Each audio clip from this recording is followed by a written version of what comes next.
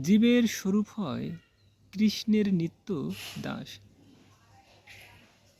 দাস মানে সবসময় ভক্তিমূলক সেবার মাধ্যমে নিজেকে ব্যস্ত রাখা।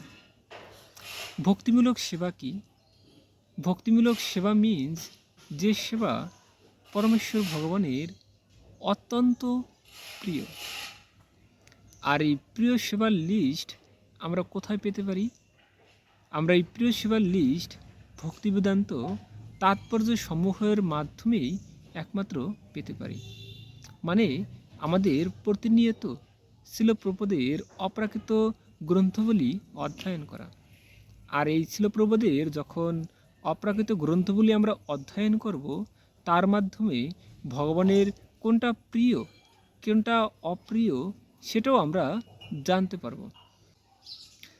তাই আমাদের উচিত সর্বদা শিল প্রভুপাদের অপ্রাকৃত গ্রন্থগুলি অধ্যয়ন করা। ধন্যবাদ।